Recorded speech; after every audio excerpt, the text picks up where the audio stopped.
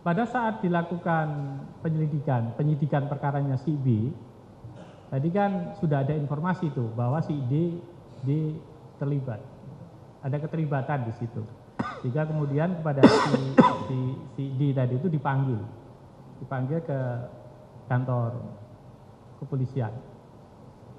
Pada saat akan dilakukan pemeriksaan, si D tadi itu punya sopir ternyata, karena memang orang kaya, punya anak buah atau sopir. Nah, kemudian pada saat mau masuk ke ruang penyidikan, si D tadi itu menitipkan barang-barang miliknya kepada si D, kan memang si D ini percaya kepada si sopir tadi sebutlah si E di sini, E yaitu sopir. Muncullah di situ. Nah, pada saat kemudian dilakukan pemeriksaan oleh penyidik, si D tadi ditanya, apakah kamu memiliki handphone? Ya ada, yang saya bawa yang ini. Gitu. Handphonenya yang satu. Yang lain masuk ditanya, orang kaya kok handphone merek X gitu. Ada sih yang lain tapi dibawa oleh supir saya gitu. Supir bapak di mana? Ada di luar gitu. Nah, pada saat itulah kemudian karena memang barang buktinya si A itu ada di si E, maka kemudian penyidik itu mencari keberadaan si E yang pada saat itu memang sedang nongkrong di warung seberang polsek lah barangkali begitu. Diajaklah masuk untuk kemudian dicari apakah benar ada barangnya si A. Nah, kemudian sempat bertemu si A dan si siapa tadi?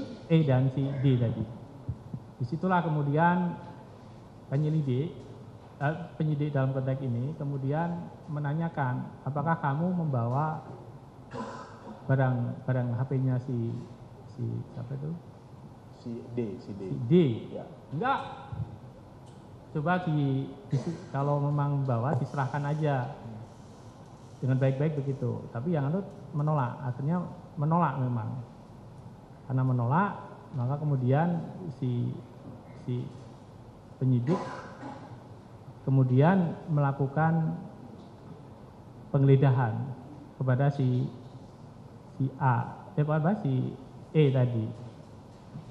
Nah, pada saat penggeledahan itulah kemudian diketemukan barang bukti handphone. Nah, kemudian diperiksa, ini handphone siapa? Handphone diakui milik handphonenya D. Kantornya si E, kantornya si D tadi, bukan handphonenya si D. Tapi ternyata setelah diperiksa memang itu mengarah pada pembuktian bahwa itu handphonenya si D. Sehingga kemudian dilakukan pemeriksaan yang kira-kira barang bukti mana yang itu ada kaitannya dengan si D, gitu kan. Nah, kemudian tindakan penyidik tadi yang kemudian pada saat itu, tapi pada saat pemeriksaan itu si penyidik itu sudah mengamati lewat CCTV ruang kantor polisi itu bahwa memang ada fakta si D tadi memang sempat menitipkan barang-barang kepada si E gitu. Sehingga memang diketahui dari situ, maka kemudian dicari itu karena memang ada fakta itu kemudian diminta. Tindakan penyidik yang demikian tadi, apakah ketika melakukan penggeledahan itu memang diperbolehkan berdasarkan ketentuan hukum yang ada, khususnya dikaitkan dengan ketentuan pasal 1 angka 8 itu dikaitkan dengan penyidik adalah penggeledahan badan adalah untuk tersangka misalkan seperti itu, dan kemudian di pasal 131 itu dikatakan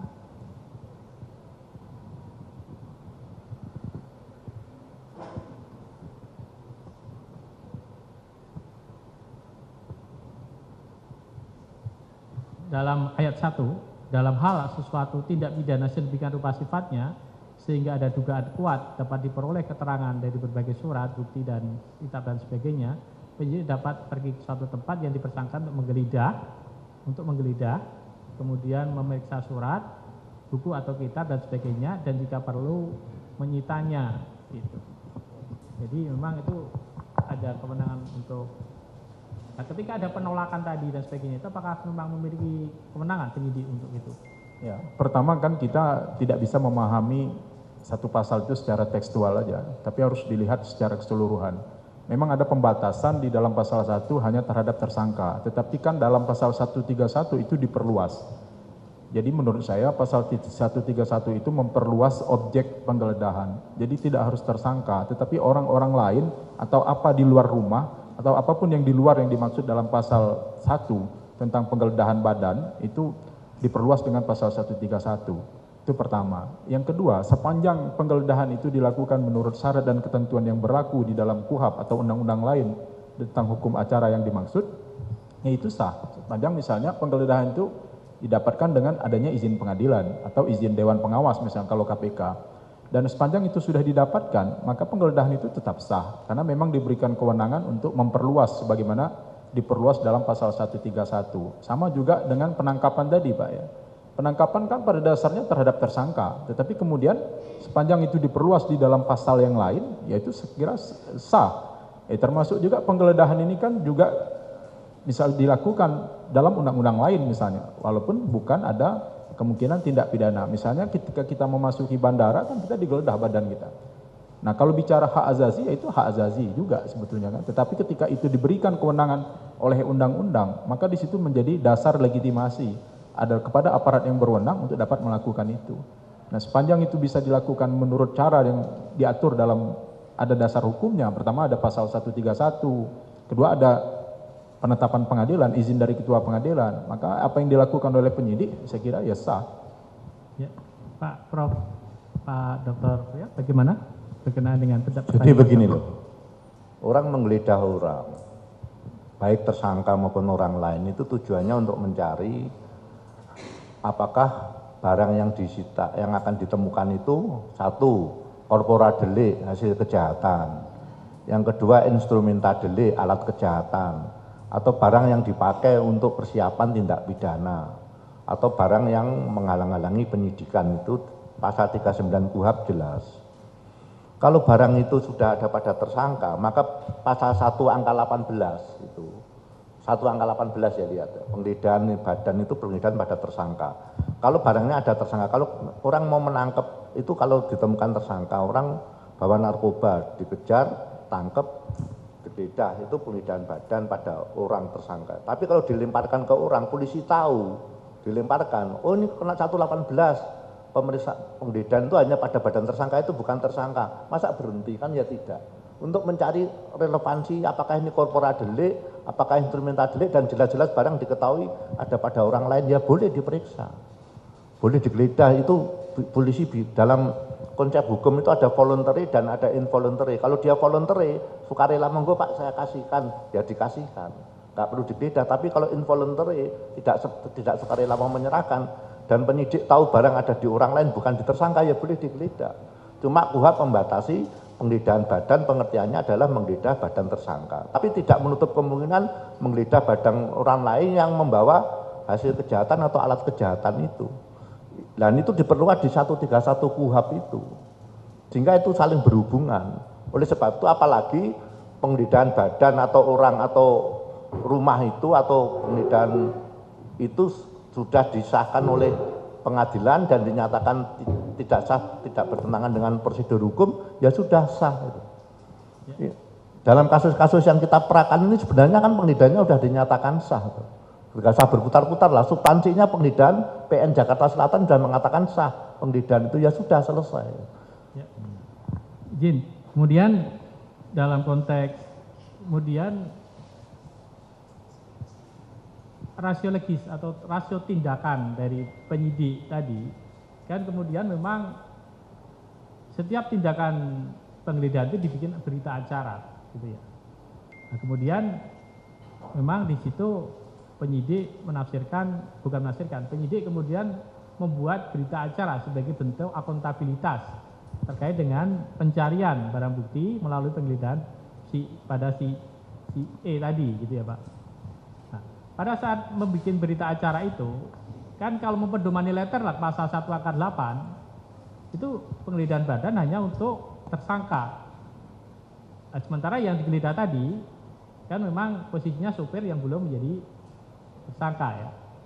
Nah, kemudian kalau mau dibikin berita acara penggeledahan rumah atau tempat, yang digeledah memang orang atau badan.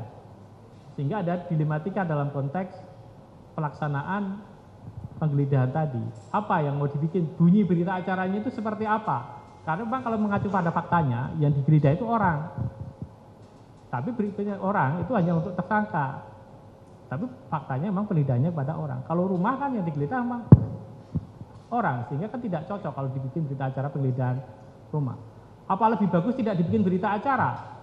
Ya dalam aturannya harus dari akuntabilitas harus ada berita acara.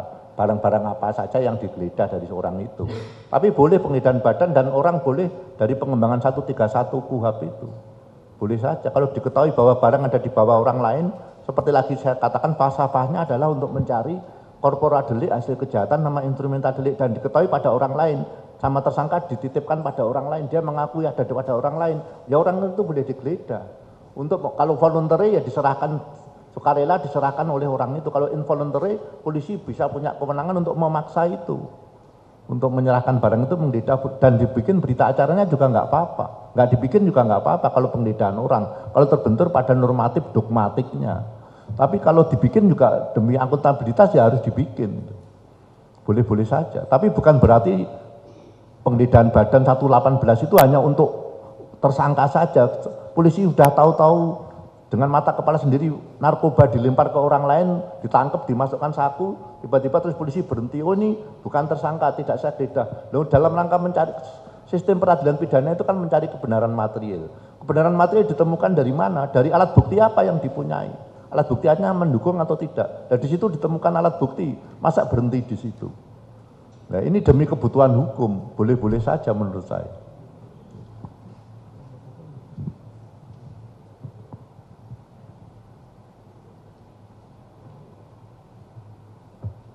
Ya.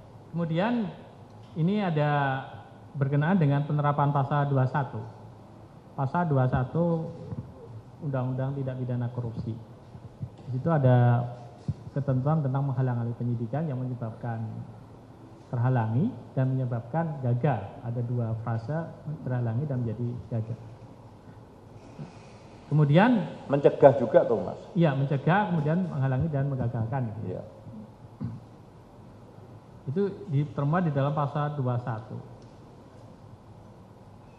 Menurut ahli bagaimana penerapan pasal 21 tadi? Apakah ada batasan atau kualifikasi lah barangkali itu, kualifikasi pelaku tindak pidana yang kemudian tidak bisa terjangkau dengan penerapan pasal 21 ini? Menurut ahli bagaimana? Tidak terjangkau maksudnya? Ya misalkan di sini ada yang mengatakan pelaku tindak pidana korupsi, ya pelaku tindak pidana korupsi di dalam pasal-pasal di 7 tindak pidana terkait dengan korupsi itu kan di 7 jenisnya. Itu tidak bisa terjangkau dengan adanya pasal 21 ini. Di pasal 21 itu kan tindak pidana korupsi itu kan garis besarnya ada 4 dong Mas. 1 yang mensyaratkan adanya kerugian keuangan negara, pasal 2 dan pasal 3. Yang tidak mensyaratkan adanya kerugian keuangan negara, gratifikasi, suap, janji, dan pemberian hadiah janji. Yang ketiga tentang penghalangan penyidikan. Yang keempat tentang volume money itu. Kalau tersangka meninggal dunia, kerugian keuangan negara sudah ditemui, maka diserahkan pada jaksa pengacara negara. Kalau terdakwa meninggal dunia, perbuatan kerugian keuangan negara sudah diketahui, ada perbuatan melawan hukumnya, diserahkan pada pengacara negara untuk digugat. Nah ini satu rezim undang-undang. Karena satu rezim undang-undang ya maka orang yang menghalangi penyidikan itu bisa dipidana di luar perkara pokok korupsi yang dia lakukan. Misalnya saya nyimpen uang, nyimpen bukti-bukti bahwa saya korupsi sebagai kuasa pengguna anggaran karena saya sering dipakai Mabes, Polda juga korupsi kejaksaan negeri, kejaksaan tinggi, maka saya tahu ada kuasa pengguna anggaran, ada pejabat pelaksana teknis, ada pejabat penerima hasil pekerjaan. Kalau dia tahu bahwa ini akan jadi bukti saya hancurkan, dia melakukan korupsi sekaligus penghalangan penyidikan.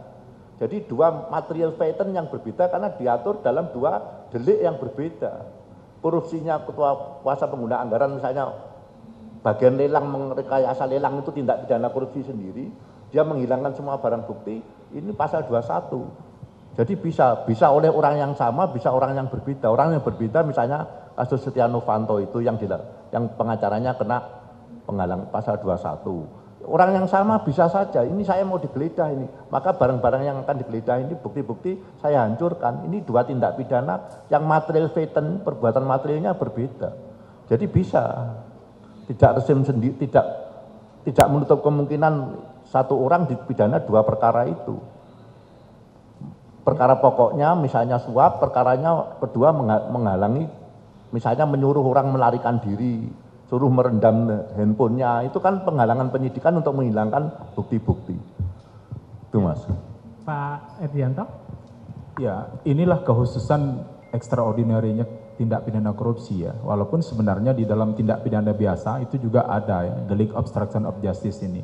Menghalang-halangi proses penyidikan. Cuma pidananya kan tidak seberat di pasal 21. Nah, jadi tidak ada alasan kalau dibilang tidak mungkin orang menjadi pelaku tindak pidana sekaligus kemudian menjadi pelaku yang menghalang-halangi atau merintangi proses penegakan hukum terhadap tindak pidana yang ia lakukan. Ya sangat mungkin. Walaupun memang bisa juga kemungkinan orang lain yang menjadi orang yang menghalang-halangi proses penyidikan terhadap tindak pidana. Makanya dibuat di dalam undang-undang ini kan. Jadi kemungkinan seperti ini sudah dipikirkan oleh perumus undang-undang dan sah saja, tak ada batasan ya, tak ada batasan bahwa orang tidak boleh melakukan. Ya bisa saja, sangat mungkin. Makanya justru salah satu alasan penangkapan dan alasan penahanan itu adalah kekhawatiran bahwa si pelaku akan mengulangi tindak pidana dan menghilangkan barang bukti. Nah itu sedemikian pentingnya. Jadi maka dibuat undang-undang pasal 21 ini untuk itu kan. Artinya, apakah kemudian ada pendapat mengatakan pasal 21 itu hanya diperuntukkan untuk orang lain, bukan pelaku tindak pidana korupsi? Ya. Bagaimana pendapat tadi terkait dengan? Ya itu kan tindak pidana yang berhubungan dengan tindak pidana korupsi judulnya pasal 21 ini. Setelah pasal 12 kan itu ditarik ke atas pakai pasal 2, pasal 3 sampai pasal 12 itu kan tindak pidana korupsi yang dalam arti sebenarnya. Pasal 21 ini kan tindak pidana yang berhubungan dengan tindak pidana korupsi. Tapi dia itu masuk tindak pidana korupsi juga karena di dalam Undang-Undang 3199 sebagaimana diubah dengan Undang-Undang Nomor 20 Tahun 2001. Jadi tak ada keharusan tentang subjek hukumnya siapa. Bisa siapa saja. Ya, tadi kan sudah saya katakan itu dua perbuatan material diatur dalam delik yang berbeda. Orang yang terima kerugian keuangan negara pasal 2, bukti-bukti ketika mau ditangkap dia tahu dikabari temannya ini lagi berangkat ke sana mau nangkep kamu, buktinya dibakar semua. Orang yang mengedarkan narkoba misalnya, ini kaitan tindak pidana umum, ketika ditangkap dia mengedarkan narkoba, pembeli-pembeli sudah nunjuk dia lalu narkoba sisanya dibakar, itu ya bisa kena obstruction of justice. Makanya kalau dalam tindak pidana misalnya orang dia menyuap seseorang, habis itu yang terima suap sudah ketangkep, atau dia menghubungi orang lain yang ikut nyuap, kamu lari saja, atau kamu jangan bukti-buktimu kamu bakar semua. Dia ikut menyuap satu perbuatan material sendiri, dia menyuruh orang lain lari atau menghancurkan barang bukti, itu pasal 21. Kata perbuatan pidananya terpenuhi semua. Nah, kemudian ada juga pendapat yang mengatakan ya tidak bisa hanya seperti pasal itu kemudian bisa diterapkan, harus melihat lebih jauh lagi adanya Wessensau dan Tatbestand Machtigheit itu. Sehingga kemudian pasal 21 itu kalau melihat Wessensau dan Tatbestand Machtigheit itu harus untuk orang lain, bukan pelaku tindak pidana. Karena kalau diterapkan untuk pelaku tindak pidana korupsi, itu nanti akan lebih, perbuatannya akan sama. Bagaimana pendapat Anda? Tatbestand itu perbuatan memenuhi semua unsur delik. Ya, perbuatan dinyatakan memenuhi pidana, misalnya barang siapa mengambil barang milik orang lain dengan maksud memiliki secara melawan hukum itu mencuri. Korupsi itu barang siapa merugikan keuangan negara. Pasal 2 ayat 1 misalnya, setiap orang yang memperkaya diri sendiri, setiap orang yang memperkaya diri sendiri, orang lain atau korporasi secara melawan hukum yang merugikan keuangan negara. Itu bahasa Belandanya tabesgesistem itu. Perbuatan yang memenuhi unsur delik.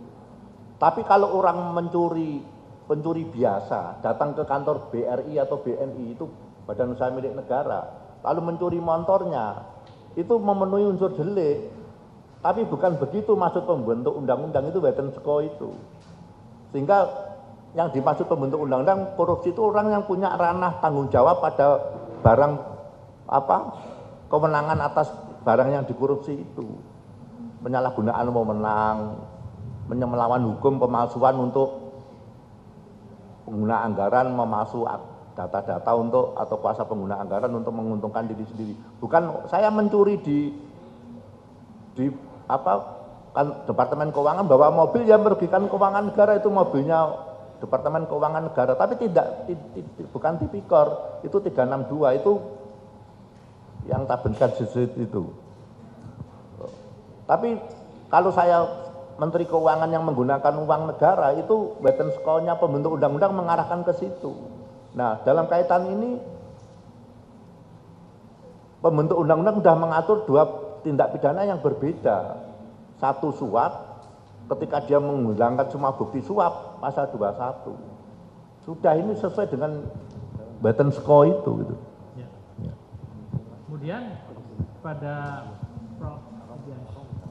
Pak Edianto, tadi argumentasinya bahwa secara naluriah ya, pelaku tindak pidana itu pasti akan membela diri, melakukan upaya melindungi dirinya agar tidak terkena pasal. Sehingga pasal 21 tadi dihubungkan dengan hak membela diri tadi, dan juga hak ingkar maupun hak self incrimination, tidak boleh menyalahkan dirinya sendiri, ada itu. Sehingga kemudian argumentasinya pasal 21 itu tidak bisa dikenakan kepada pelaku. Bagaimana ahli memandang berkenaan dengan upaya membela diri, sehingga kemudian apakah itu dalam jangkauan ada batasannya membela diri itu sehingga kemudian bisa tetap terkena pasal 21? Pertama, membela diri ya. Membela diri yang bisa menjadi alasan pembenar itu adalah ketika kita mendapat serangan yang melawan hukum. Dan pembelaan diri kita itu setimpal dengan serangan seketika yang dilakukan, yang bersifat seketika dan seimbang dengan serangan yang melawan hukum. Syaratnya pertama itu adalah serangan melawan hukum. Kalau proses penindakan oleh penegak hukum, mau ditangkap dia, bahkan misalnya ditembak sekalipun, itu tidak tergolong, kalau ditembak menurut ketentuan dan syarat yang berlaku ya, itu bukan pembelaan diri dalam hal seperti itu. Tidak dibenarkan membela diri yang seperti itu. Membela diri yang dimaksud menjadi alasan pemaaf dalam hal seperti itu pertama. Yang kedua, hak ingkar. Hak ingkar itu kan hanya dalam pembicaraan. Dia boleh ingkar atas kesaksian itu. Dia boleh membela dirinya sendiri, self incrimination tadi. Tapi membela dirinya itu bukan berarti kemudian melakukan tindakan. Jadi kalau dia melakukan tindakan yang melawan hukum dan memenuhi rumusan tindak pidana, ya dia jadi tindak pidana baru. Maka dalam hal ini terjadi konkursus. Maka ketika orang melakukan suatu tindak pidana pembunuhan, lalu kemudian, dan kasusnya kan sudah banyak. Kasus besar, ya sebut saja kasus yang besar kemarin, dia melakukan pembunuhan, kemudian terjadi kemudian rekayasa kasus untuk membela diri, menghilangkan CCTV, merusak CCTV, yaitu kan terkena konkursus jadinya. Jadi ada 2 tindak pidana yang dia lakukan. Jadi bukan membela diri seperti itu. Membela diri yang dibolehkan, yang dibenarkan oleh undang-undang itu adalah sebatas hak ingkar untuk tidak mengakui perbuatannya. Karena beban pembuktian ada pada penyidik dan penuntut umum, bukan pada si terdakwa. Ya, silakan. Membela diri sama merusak barang bukti itu 2 perbuatan yang berbeda, Mas. Membela diri non-self incrimination itu satu asas dalam sistem peradilan pidana yang terdakwa tidak boleh memberat untuk memberatkan dirinya sendiri. Misalnya dia mengingkari, misalnya saya tidak pernah melakukan itu Pak, ya JPU yang membuktikan. dia boleh ingkar. Makanya di dalam penyidikan itu keterangan terdakwa tidak masuk alat bukti, cukup keterangan tersangka tidak cukup alat bukti. Bukan alat bukti, cukup alat bukti keterangan saksi, surat, petunjuk, ahli cukup sudah. Tersangka mau ngomong aja, makanya in absentia pun tersangka enggak ada enggak apa-apa. Tapi membela diri itu boleh mengingkari perbuatan itu. Tapi kalau bukti lain mengarah ke situ ya boleh. Non-self incrimination itu tidak boleh, misalnya kamu harus mengakui, kalau tidak tak timbak, lah itu yang tidak boleh. Kamu mencuri 3 kali, 5 kali, 3 kali. 5 kali, 3 kali, itu tak strum loh kamu. 5 kali itu non-self incrimination, tidak boleh memberkan diri sendiri. Tapi hak ingkar, tidak memberkan diri sendiri itu beda dengan merusak barang bukti. Merintangi penyidikan, misalnya jelas tahu bukti-bukti banyak yang ada korporat delik, instrumental delik, ada dalam penguasaan dia dihancurkan, itu bukan membela diri, itu obstruction of justice. Demikian Mas. Ya. Berkenaan dengan pasal 21 itu, ada pendapat yang mengatakan sengaja mencegah. Kemudian di sini kan ada unsur deliknya, setiap orang dengan sengaja mencegah, merintangi dan menggagalkan secara langsung atau tidak langsung penyidikan, penuntutan dan pemeriksaan di sidang pengadilan terhadap tersangka atau terdakwa atau para saksi dalam perkara korupsi. Sehingga ada yang mengatakan ini adalah delik material. Harus ada akibat dulu bahwa suatu penyidikan, suatu penuntutan, suatu sidang pengadilan itu tercegah dulu atau kemudian terintangi dulu atau kemudian gagal, sehingga kepada pelakunya baru bisa dikenakan delik ini. Bagaimana menurut? Itu delik formil, perbuatannya yang dilarang, tidak melihat akibatnya, mencegah penyidikan, dia mencegah saja otomatis penyidikan akan misalnya hari ini mau disidik, kemudian barang-barang bukti dibakar sama dia. Sudah terjadi perbuatan mencegahnya, menghalangi penyidikan, otomatis terjadi. Perbuatan formil saja yang itu delik formil, bukan material. Perbuatannya yang dilarang, bukan akibatnya. Tidak sampai seperti penghasutan itu loh. Mari kita bakar pertokoan apa gitu. Orang mengikuti atau tidak nggak penting, yang penting dia sudah menyuruh orang menghasut. Ini mencegah itu seperti tindak pidana penghasutan.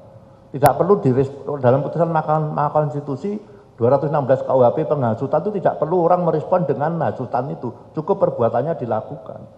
Ya ini mencegah perbuatan apa, misalnya 5 penyidik sepakat, terus kita mau menangkap si A untuk penyidikan, 1 penyidik ternyata sudah dapat suap misalnya dari calon tersangka, lalu 4 ban digembosi semua, itu sudah mencegah penyidikan. Tidak perlu, itu otomatis dengan rasional, berpikir rasional aja, rasional logis sudah tahu bahwa ini perbuatan yang akan mencegah, menghalangi penyidikan. Jadi tidak sampai menunggu materialnya, oh benar-benar tidak terjadi penyidikan, ya otomatis dengan dicegahnya ada perbuatan yang mencegah atau menghalangi, otomatis tidak terlaksana kan. Seperti kita mau sidang, tahu-tahu ada orang di depan memblokir, jelas otomatis kan tidak terlaksana. Cukup perbuatannya itu saja, bahwa itu kemudian ternyata dilakukan di persidangan tempat lain, tetap jalan, tapi kan tidak menghapuskan perbuatannya menghalangi di depan pintu itu. Ya. Ya. Pasal 21 itu adanya di bab tentang tindak pidana lain yang berkaitan dengan tindak pidana korupsi. Artinya memang yang kemudian tidak dicegah, tidak dirintangi, dan tidak digagalkan itu adalah penyidikan, penuntutan, dan sidang tindak pidana korupsi. Dalam suatu perkara, penyidik itu melakukan penyidikan tindak pidana korupsi. Tentunya dalam aktivitas penyidikan itu, maka penyidik kemudian menemukan fakta-fakta bahwa ada upaya atau perbuatan mencegah, merintangi, dan upaya menggagalkan penyidikan perkara tindak pidana korupsi tertentu itu.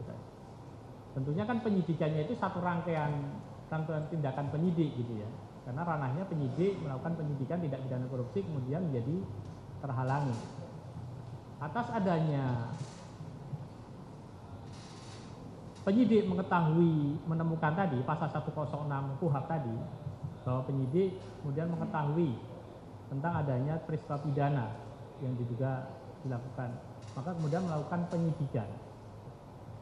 Nah, kemudian penyidik pada saat melakukan penyidikan tadi membuat laporan tentang adanya itu upaya menghalangi tadi. Berdasarkan bukti-bukti yang ditemukan pada saat penyidikan perkara itu, apakah kemudian penyidik bisa kemudian melakukan penyidikan dan menangkap tersangka kepada si ya bisa, kalau sudah ada 2 alat buktinya, ada bentuk perbuatan merintanginya bisa dibuktikan ada, kan tinggal dilakukan pemeriksaan. Kalau sebelumnya perkara lain bisa saja. Yang penting sebelumnya sudah diperiksa. Ternyata pada saat pemeriksaan itu, setelah itu dia melakukan perbuatan menghalangi penyidikan, ya disilahkan saja diperiksa untuk penghalangan penyidikan. Pasal 21-nya. Saya. Ya.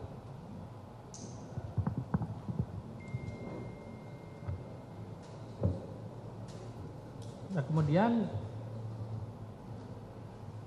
sementara dari kami cukup ya, kemudian dilanjutkan yang lain. Yang lain ada? Silakan.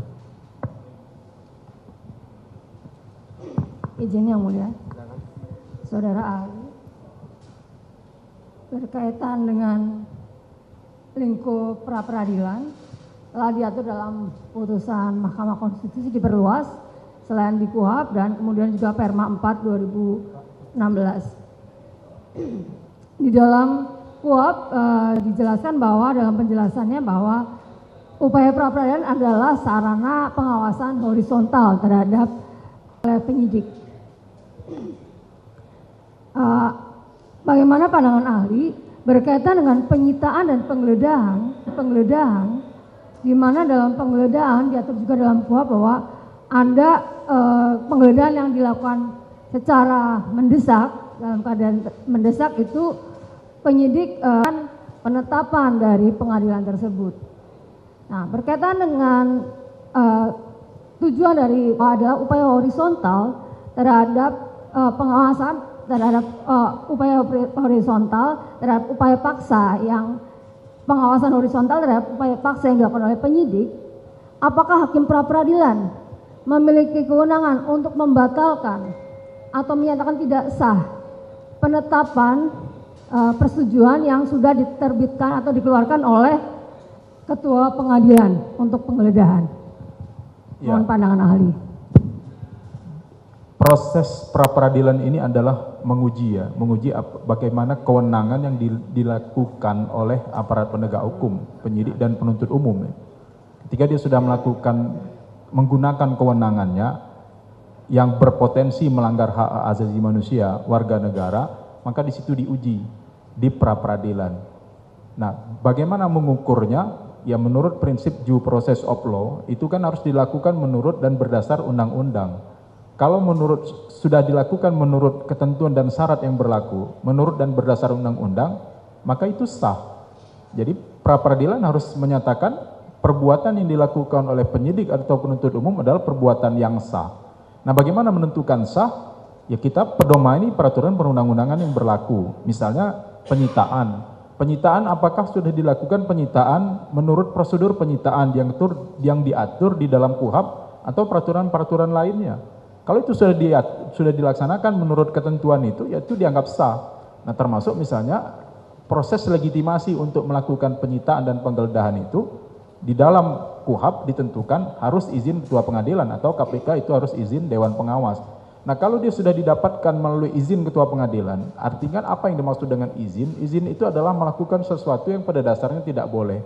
Kita tidak boleh sebetulnya mengendarai kendaraan bermotor, tapi kemudian polisi mengeluarkan surat izin mengemudi, maka kita menjadi boleh melakukan perbuatan mengemudikan kendaraan bermotor. Mengapa dilarang? Karena menimbulkan potensi berbahaya bagi orang lain. Nah, mengapa kemudian untuk melakukan penggeledahan dan penyitaan itu harus ada izin? Karena berpotensi melanggar hak asasi manusia orang lain. Karena itu adalah hak privat orang. Nah, tetapi dengan adanya izin dari ketua pengadilan, maka sesuatu yang pada dasarnya tidak boleh awalnya, dia menjadi boleh. Sama dengan ilustrasi seperti ini. Seorang laki-laki dan perempuan di dalam Islam, itu jangankan menyentuh perempuan, seorang laki-laki. Melihat saja itu bisa jadi zina dan itu bisa jadi dosa. Tetapi kapan dia menjadi halal? Ketika melalui proses akad nikah. Jadi proses yang tadinya dilarang, tadinya tidak boleh, dia menjadi diperbolehkan. Itu yang dimaksud dengan izin. Nah, kalau pengadilan sudah mengizinkan untuk melakukan penggeledahan, kalaupun ternyata ada kekeliruan dalam penetapan pengadilan, ya maka yang menjalankan penetapan pengadilan itu nggak bisa dipersalahkan. Oleh karena itu, yang menjalankan penetapan pengadilan dalam hal ini penyidik itu sudah melakukan tindakan yang sesuai dan sah menurut hukum, karena patokan dasarnya adalah penetapan pengadilan. Sama misalnya begini, saya misalnya sebagai seorang dosen diperintahkan dekan untuk berangkat ke Bandung. Ya saya kan menjalankan perintah dekan. Bahwa kemudian ternyata dekan keliru memahami perintah rektor, ya itu bukan urusan saya. Urusan saya adalah menjalankan perintah dekan dengan itikat baik. Dan ini, kalaupun ternyata apa yang saya lakukan di kemudian hari terkualifikasi sebagai tindak pidana, maka itu disebut dengan error paksi. Dan itu menjadi salah satu alasan pemaaf. Orang yang beritikat baik melaksanakan perintah jabatan yang ternyata perintah jabatan itu tidak sah. Tindak pidana ya, apalagi dalam proses administrasi penegakan hukum. Izin Saudara Ahli Pak Pria. Ya, pasal setelah putusan MK 21 2014 itu ranahnya pra peradilan, kewenangannya termasuk sah tidaknya penggeledahan. Kalau sahnya tidaknya penggeledahan itu adalah ketika tidak ada izin pengadilan, aturan-aturan yang sudah diatur dalam KUHP. Kalau semua itu sudah dipenuhi dan sudah ada izin dari pengadilan dan ternyata apabila keadaan memaksa dilaporkan, kemudian izin baru keluar dan semua izinnya sudah keluar, pengadilan menyatakan itu sah semua, ya sudah, berarti boleh aja diajukan dalam permohonan pra peradilan, tapi tinggal membuktikan bahwa semua prosedur sudah dilewati, ya sah. Terima kasih. Izin Yang Mulia, pihak termohon sudah mengajukan bukti T85, penetapan 492, Penper Glad 2024, PN Jakarta Selatan, penggeledahan terhadap badan garing orang atas nama Kusnadi yang telah Jangan ahli diminta untuk berpendapat terhadap alat bukti dong. Menyampaikan kepada Yang Mulia bahwa kami sudah mengajukan bukti penetapan yang dimaksud. Kaitannya dengan kehadiran ahli apa? Mohon izin mulia, karena ini termohon sudah berbicara fakta, maka kami dari pemohon keberatan. Tolong Makanya tadi sudah saya Ini bukti sampaikan. formil. Iya, tolong jangan digiring. Kami sudah mengajukan ahli sebagai jangan bukti. diminta untuk menilai faktaan bukti. Ya, itu. Yang menilai bukti biar hakim dan para pihak saja. Baik Yang Mulia, bukti T85 yang dilanjutkan ahli terkait dengan putusan Mahkamah Konstitusi nomor 21 di dalam konsiderannya diantaranya berbunyi bahwa berbeda dengan Undang-Undang 30 tahun 2002 tentang Komisi Pemberantasan Korupsi, ini di pertimbangan halaman 96-99. Berbeda dengan Undang-Undang nomor 30 tahun 2002 tentang Komisi Pemberantasan Tindak Pidana Korupsi yang mengatur secara jelas batasan jumlah alat bukti, yaitu minimal 2 alat bukti, seperti ditentukan dalam pasal 44 ayat 2 yang menyatakan bukti permulaan yang cukup dianggap telah ada apabila telah ditemukan sekurang-kurangnya 2 alat bukti dan seterusnya. Nah, bagaimana pandangan ahli? Apakah putusan Mahkamah Konstitusi 21 tahun 2014 ini telah sejalan dengan pasal 44 Undang-Undang KPK dan KUHP? Ya sudah. Mengenai bukti permulaan. Ya. Jadi pasal 44 itu sejalan dengan putusan Mahkamah Konstitusi dan KUHP. Pasal 1 angka 14. Ya, sudah. Dari Undang-Undang KPK justru yang menginspirasi kemudian untuk secara umum penyidikan harus didukung dalam minimal 2 alat bukti. Karena di dalam KUHP kan itu disebut sekedar alat bukti yang cukup. Nah, alat bukti yang cukup itu ditafsir oleh mahkamah yang mengikut sebetulnya ke dalam salah satu Undang-Undang KPK. Ya cukup sama. Baik, dilanjutkan Yang Mulia. Silakan. Satu lagi Yang Mulia, Ya, silakan. ahli, satu lagi berkaitan dengan pra peradilan ini, mohon pandangan ahli terkait bagaimana kalau objek dari pra peradilan yang dipersoalkan itu melengkapi 2 sprindik. Jadi 2 sprindik dimohonkan dalam satu gugatan atau satu permohonan. Karena tentu akan menjadi kebingungan dalam nanti putusannya nanti. Kalau seandainya dikabulkan satu, yang satunya bagaimana, atau mohonlah pandangan ahli terkait dengan ini. Oh, Prof, silakan. Makasih. Mestinya setiap satu pra peradilan adalah satu seperindik.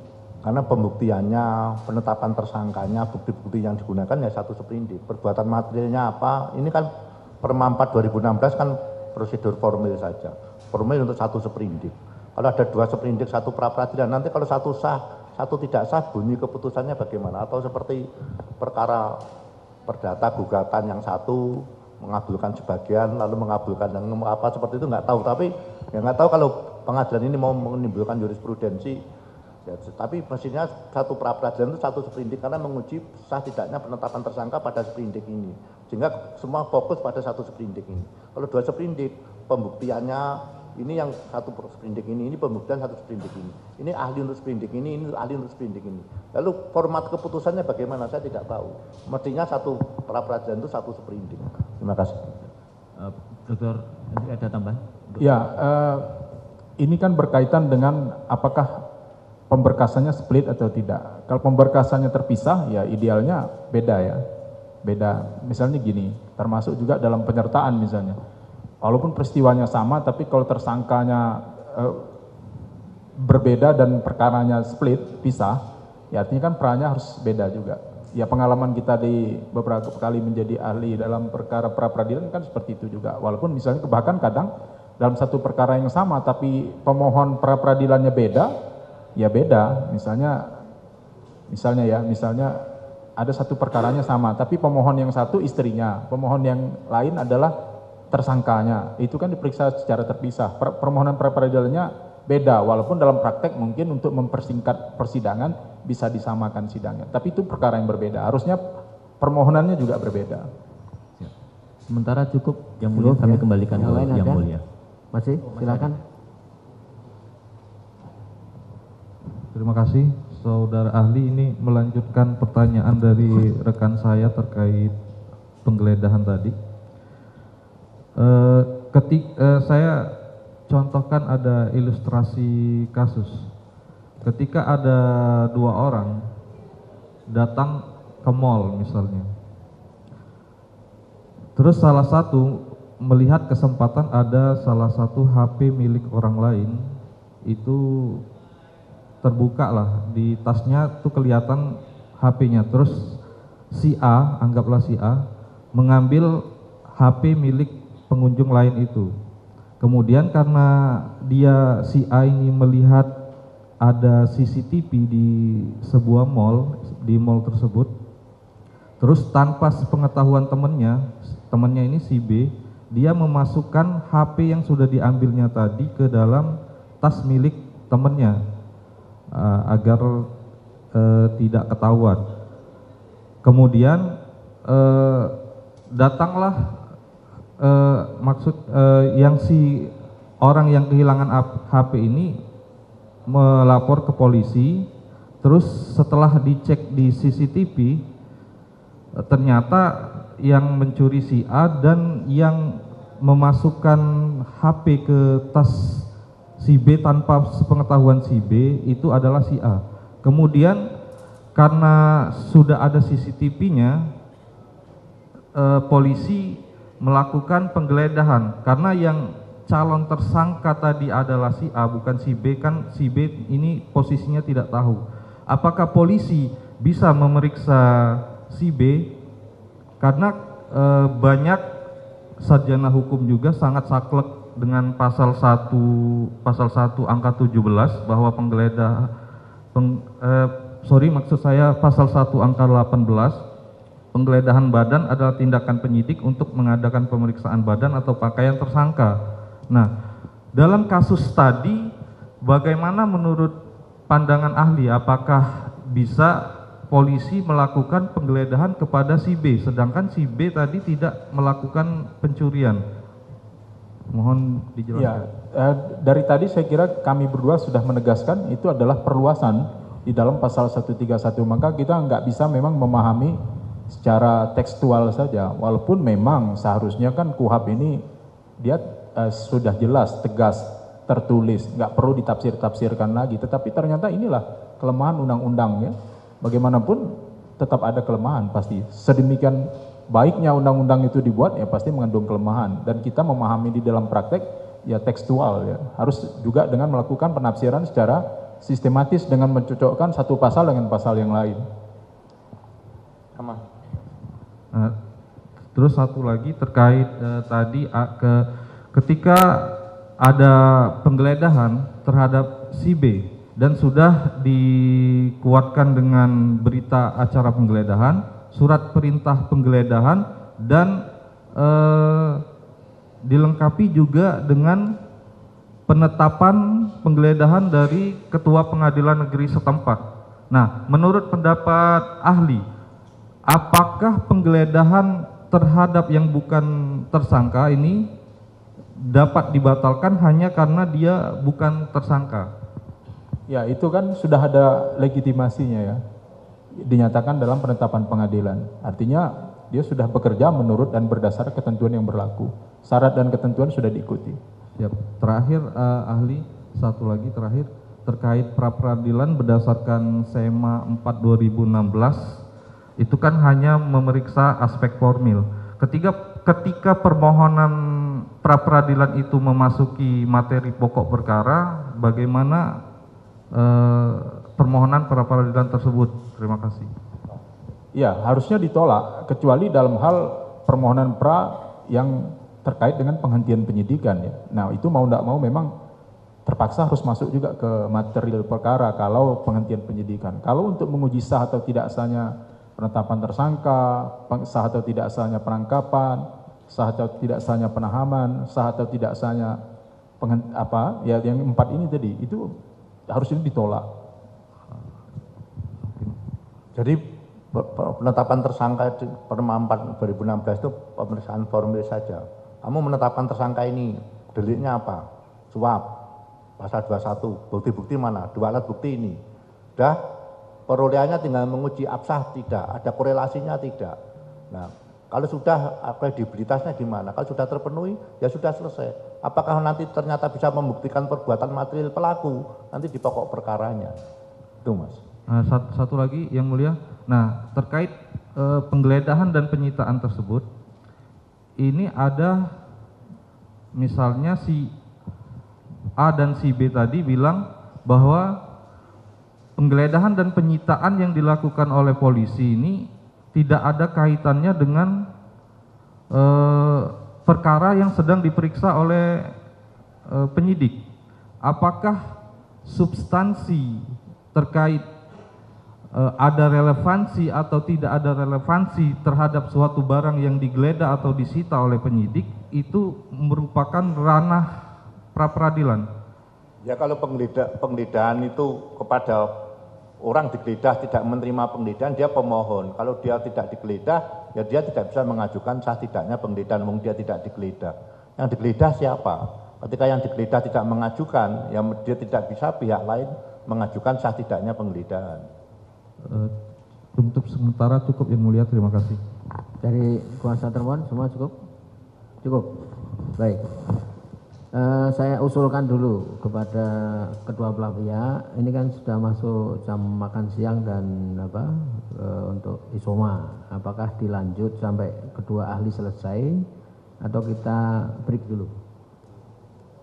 Dari Yang mulia, karena memang sudah jam istirahat ya. Kenapa? Jam istirahat. Istirahat dulu. Istirahat dulu ya. Izin lanjut yang mulia, tangguh sampai jam tadi ahli siap untuk sampai jam 1 ahli. Dari kami masih banyak pertanyaan. Persoalannya apakah nanti sampai selesai jam 1 atau tidak, saya nggak bisa menjamin ahli. Karena pertanyaan dari kami pertanyaan banyak. Nah, ahli belum dari kami, belum nanti ada tambahan. Nah, kecuali kalau saudara memang betul kita bisa memastikan jam 1 selesai, saya kabulkan. Gimana? Jadi kita break dulu ya. Ya, demikian. Jadi kita break sampai jam 1 ya. Kita masuk ke ruang sidang ini lagi.